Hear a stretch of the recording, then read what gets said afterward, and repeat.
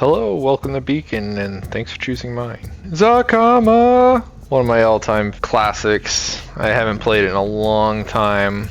Or actually before Golos was created. This used to be my big mana deck, my Timmy deck. There's something about shouting Zacama at the top of my lungs every time I cast him. In paper, that was just like my thing I did. I would set my shame aside and let people know about how excited I was about playing this deck. The way that it wins is I make it so my lands tap for double, and I just go to town with the activated abilities. I think the payoff for that is Mycosynth Lattice. I turn all permanents into artifacts, and then I blow everything up.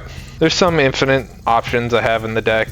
Temur Sabertooth lets me bounce Zacama back to my hand after floating a ton of mana with the ETB trigger from Zacama, and that's how I can really lock up the game. And then I peppered in some value in there, like Test of Endurance. He has a life gain ability that if I wanted to, could take advantage of. And then I got all of the mana doubling, and the goal is just to delay the board with board wipes, really cheap, efficient ones like Blasphemous Act, Vanquish the Horde.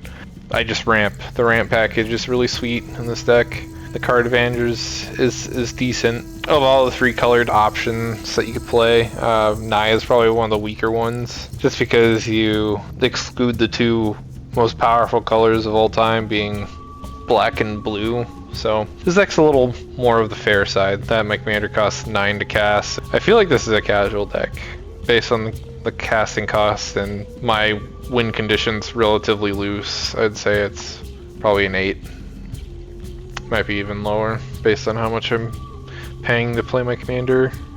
I have 1 green mana and a mana crypt. If I get one more, I get the Oracle down, so maybe it's worth keeping this, even though I can't cast anything else. I am running 38 lands, so I think the risk is worth it. Not counting MDFCs, then I'm running 40. Play a Lance to draw. And the Oracle will help me find more lands after I play it, which should be in decent shape. I like the Council of 4. That's a really cool little Azorius deck. I have a buddy that plays it, and I call it the coattail deck because that's all it does, is it rides the coattails of someone that's doing something more, that's doing well. So like drawing extra cards, playing multiple spells, you get a benefit from it. Every time you play 2 spells, you get a 2/2 knight. Every time someone plays or draws 2 cards on their turn, you get to draw. You get to keep up with the person that's trying to take away the game. The only thing is, I think my buddy needs a little help with deck construction, because he's got that to a T. Like, all of his cards do that. It's just, he kind of struggles to close out games. I don't want to name drop. He'll probably watch this, and maybe he'll hit me up for some help. I would encourage it, but I also am not the one to give advice to people, especially if they're not looking for it. I only give advice to people who want it. Or it makes it so I'm not obnoxious. Oh yeah, Meticulous Excavation came out in Brothers War, and it does kind of the same effect that Sabertooth fits, is I bounce a creature for 3 mana, and then I can recast it to get the untap trigger again.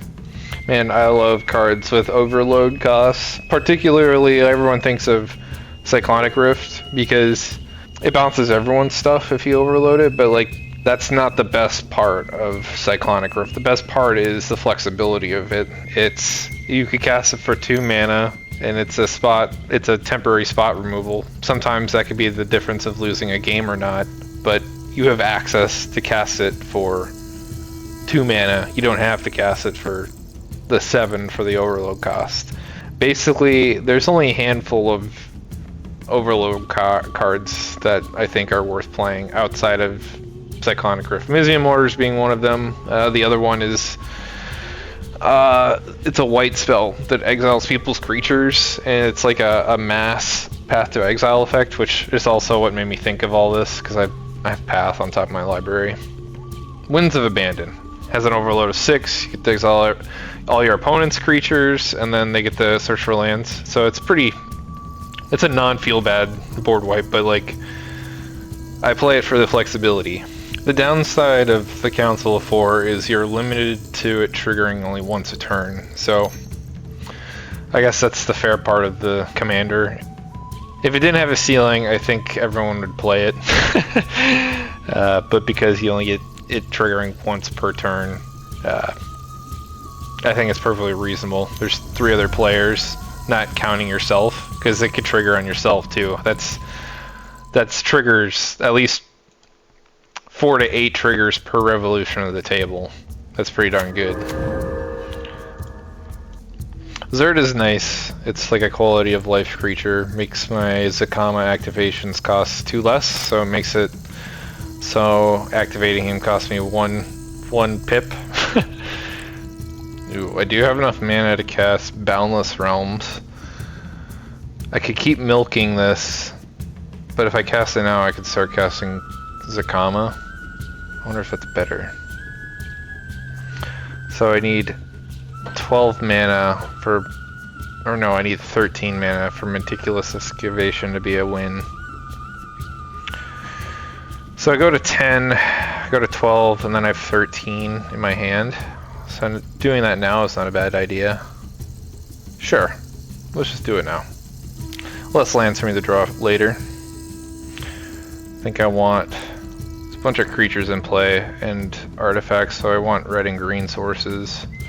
Mountain, mountain, forest, forest. I think I want one more mountain. The other thing is I play with a ton of basics just so I could tutor them out like that. I don't normally play a lot of decks with a ton of basics. Max of like 3 of each type, sometimes even less. I care more about fixing, but in this deck I have so much land ramp that it's just fine.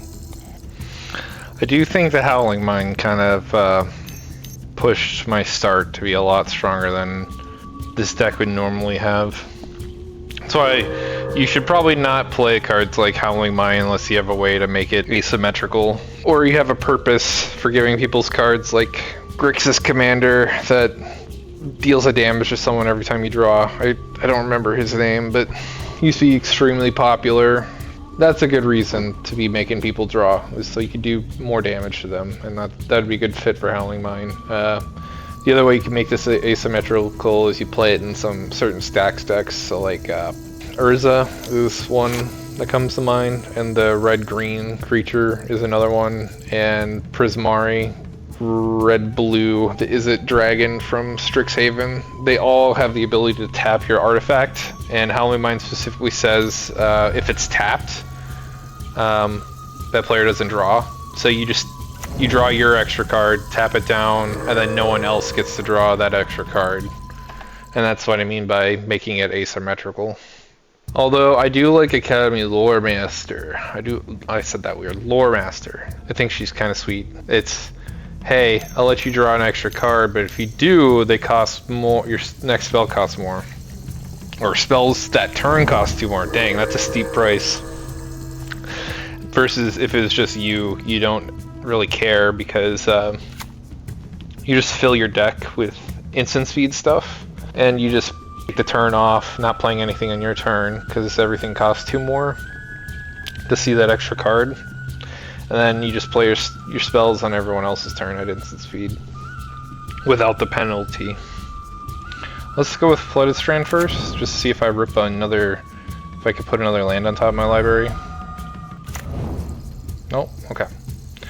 Well, in that case, just gonna play Snow-Covered Plains. And I think this is where I play Zacama. I got all the action here. I could play Meticulous Excavation and go infinite and blow up the board, but I think people will be upset, so I'm gonna do it the hard way. Unfortunately, it's playing, I think that's like playing with my food, but I don't know. Everyone's kind of having a slow start, and I don't really need to show my hand. Maybe I'll play a Meticulous Excavation if someone's about to win the game. I want green and I want red available. Zacama!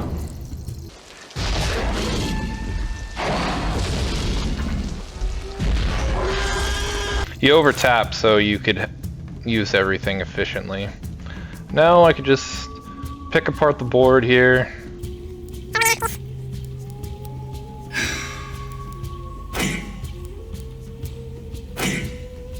Sure, I'll just destroy that. I don't want to lose my Oracle and Old Die now, do I?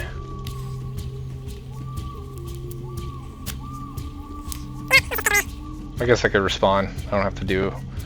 Gotta turn off my yields. Now I could respond to things. Enlightened Tutor as a backup. I could get a mana doubling effect. Oh no, I'll just get a... Oh man, that'll be brutal. I can get Mycosynth Lattice and blow up people's lands. But I don't think that's very casual. Maybe I'll hold off. I don't want to make anyone upset. I'm probably already just driving some people mad. I think once we get to turns, like, once we get to, I don't know, turns 8+, I'll consider blowing up everyone's lands. Just so we could end this game. I don't want to be playing for hours. I don't know, people in the comment section, you could tell me if I'm being too nice, or if I'm being considerate. Okay. Well, just do stuff with my time, I guess. He's turning it into a 1/1. I only feel the need to blow up the wall, because these all have to attack anyways. I think now I'll just gain a bunch of life.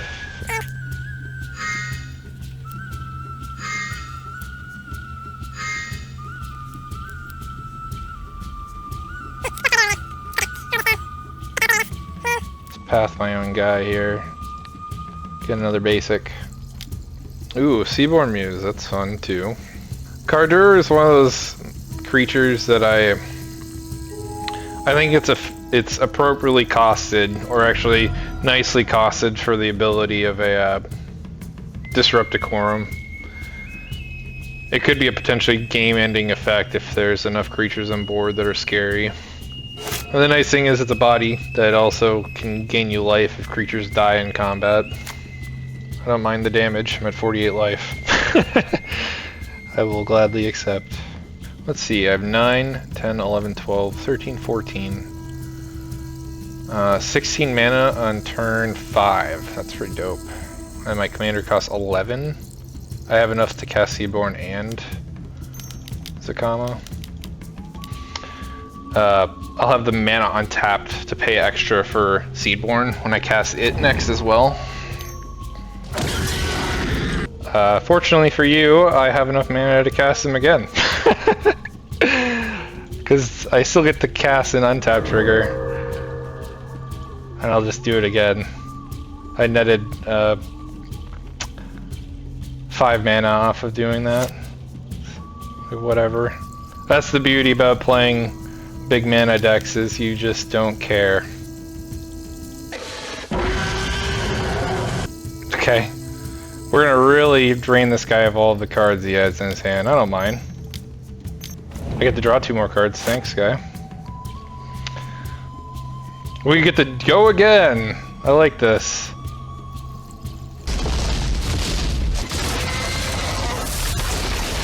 I feel dirty.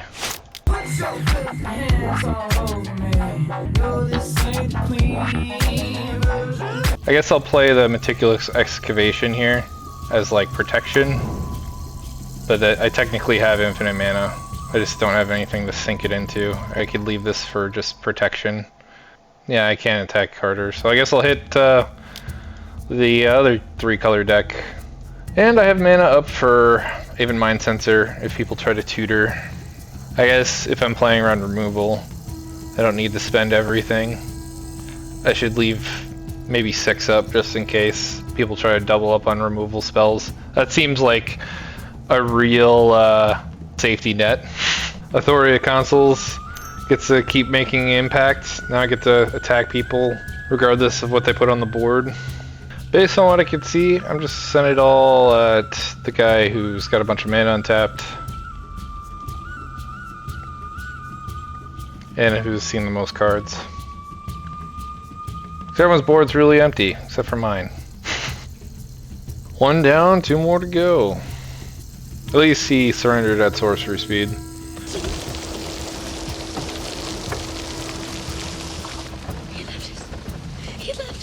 feel like you also reduce the chances of crashing the game when you do it that way. Oh, there we go. This guy's probably gonna go down too. I never thought to use